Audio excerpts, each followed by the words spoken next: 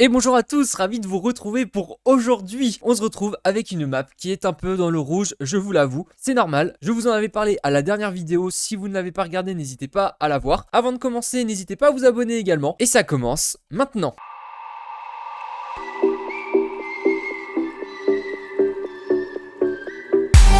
On attaque donc avec le Bitcoin qui est actuellement en train de retracer. Donc c'est normal, comme je le disais, j'en ai parlé à ma dernière vidéo. On peut voir au niveau du contrat futur qu'on avait un gap. Un gap, c'est quoi? C'est tout simplement un trou lorsque nous avons la fermeture, donc la clôture de la semaine et l'ouverture de la semaine d'après. Puisque le week-end, le marché ne ferme pas chez les cryptos. Et donc, sur le marché futur, il se remet au prix du lundi. Mais sauf que comme le dimanche, le marché fluctue, il y a un gap parfois entre la fin de la semaine et la semaine d'après. Et donc c'est ce qu'on a actuellement. Et souvent, les gaps se font combler à plus de 90% du temps. Là, on est en train de le faire. Peut-être que nous ne le comblerons pas complètement, mais c'est fort probable en tout cas qu'on vienne chercher les liquidités au niveau des 44 500, 45 000.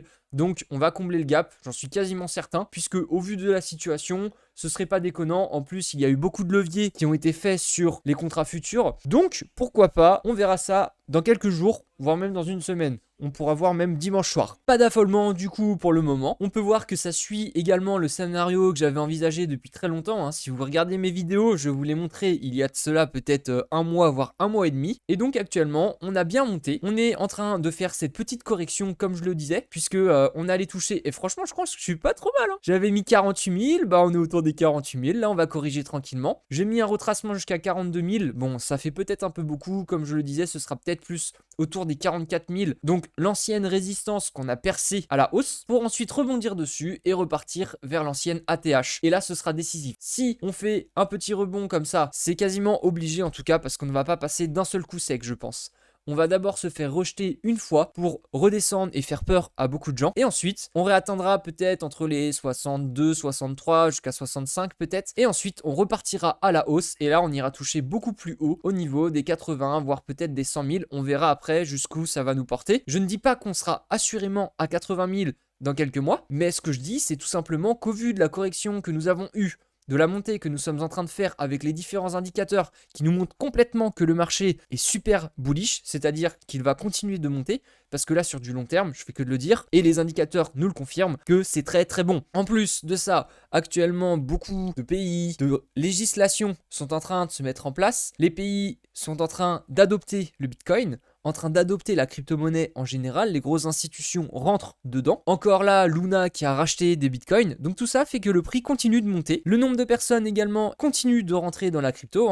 On n'est pas encore dans une adoption de masse, mais on va bientôt y arriver. Donc vous êtes en quelque sorte encore sur les premiers arrivants, mais bientôt ce sera plus les premiers arrivants, mais plutôt la moitié des personnes, et donc vous passerez après tout le monde. Donc vous n'êtes pas encore trop tard. Et enfin, pour terminer, il est vrai que ça fait longtemps que je ne voulais pas passer non plus les différentes saisonnalités sur le Bitcoin. Donc je vais faire un petit rappel. Ces différentes saisonnalités montrent tout simplement le cours dans lequel on est. Actuellement, on était dans une saisonnalité de type 1. Je pense qu'on a cassé vraiment par le haut avec une bougie comme on peut le voir actuellement pour rentrer dans une saisonnalité de type 2. Donc la saisonnalité de type 2 nous montre vraiment une poussée qui est souvent assez grosse sur quelques semaines. Ensuite, on vient se stabiliser tranquillement autour de la saisonnalité de type 3 et ensuite casser par le bas cette saisonnalité comme on l'a fait pour la 1. Et bien là, la 3, on va la casser par le bas pour arriver à la 4 et ensuite arriver sur la phase 1 encore une fois où on vient s'aplatir. C'est vrai, jusqu'à maintenant, c'est ce qu'on a fait toujours. On a fait la phase 2,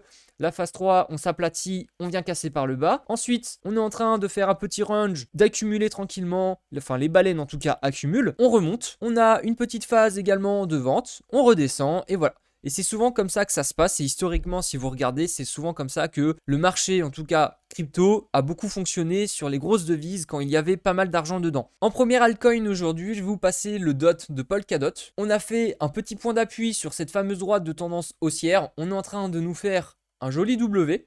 Certes, ici, bon, le W peut être un peu dégueulasse parce qu'on pourrait dire que la mèche n'est pas plus haut, mais honnêtement, en weekly, ce serait super sympa d'avoir cette forme-là. Et là, c'est ce qui est en train de se passer. Donc, à voir sur les semaines prochaines, mais c'est très très bon et je pense que vu le fondamental qu'il y a derrière Polkadot avec les parachains qui sont en train de se mettre en place puisque toutes les parachains ne sont pas encore terminées, donc il y a encore potentiellement de l'argent et des dots à acheter pour pouvoir rentrer sur les parachains et donc tout ça permettra de faire monter le cours. On a actuellement le IOTA de Myota, c'est tout simplement lié à l'internet des objets. C'est un projet qui va travailler avec les entreprises de production en général justement lié à l'IoT. On peut voir actuellement qu'on a fait un beau rebond sur ce support autour des 0,65 $. On peut même voir cette petite droite de tendance baissière que nous avons actuellement. À chaque fois on a fait plusieurs points. On en a fait 1, 2, 3. Et donc là, si jamais on vient casser par le haut ce point, ça voudra dire que c'est justement super bullish parce que on est en train de faire des petits W. On est en train de s'appuyer sur une zone de résistance qui est quand même long terme. Donc si on vient casser ça par le haut, on peut très vite retourner au niveau des 1,55. Donc on a un potentiel x2. Et après, on a quand même cette grosse zone également autour, déjà la valeur symbolique des deux, hein. C'est ici où ça a un peu pêché l'autre fois. C'était quand? C'était en septembre 2021, ouais c'est ça. Et ensuite, on a la valeur, l'ancienne ATH, autour des 2,70. Et donc là, ça peut potentiellement le casser à la hausse si jamais le Bitcoin vient nous faire un nouvel ATH. Et on va terminer pour aujourd'hui avec OGN, donc Origin Protocol. On peut voir qu'on a fait un assez gros retracement quand même depuis le pic ici. Je vais vous le faire maintenant en direct. Voilà, on est quand même à moins 92%. Donc moins 92%, je peux vous assurer qu'on est dans une zone de rechargement, c'est évident. Je vais quand même vous tracer le petit Fibo, mais ça, vous pouvez me croire, on y est assurément. Alors on est effectivement dans une zone de rechargement très long terme. OGN ayant super bien performé pendant la première partie, je peux vous garantir que celui-là, quand ça va repartir également au niveau du Bitcoin, qu'on va faire des nouvelles ATH, même sur les autres crypto-monnaies, eh bien OGN, ça va repartir à fond les ballons. Là, c'est déjà ce qu'il nous a fait la semaine dernière, il nous a fait une belle bougie. Il a cassé cette fameuse résistance autour des 0,55. On est venu s'appuyer quand même plusieurs fois lors du bull run en 2021. Là, il a quand même sous-performé sur plusieurs semaines. Donc, les projets comme ça qui sont en train de se reprendre tranquillement, qui ont cassé en quelque sorte des résistances long terme, c'est vraiment le meilleur moment en quelque sorte pour rentrer dedans, puisque là, on a tous les indicateurs qui nous indiquent qu'on va continuer de monter. Donc voilà, j'espère que ça vous aura plu. Je vous ai passé des petits alts qui étaient un petit peu moins connus pour que vous puissiez en quelque sorte rentrer dedans si jamais vous voulez faire un peu de DCA. J'espère que ça vous aura plu, n'hésitez pas à vous abonner et je vous dis ciao ciao.